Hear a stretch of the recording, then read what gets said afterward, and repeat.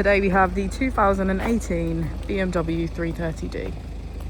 This vehicle has done just under 79,000 miles. It has an automatic transmission and a diesel fuel type.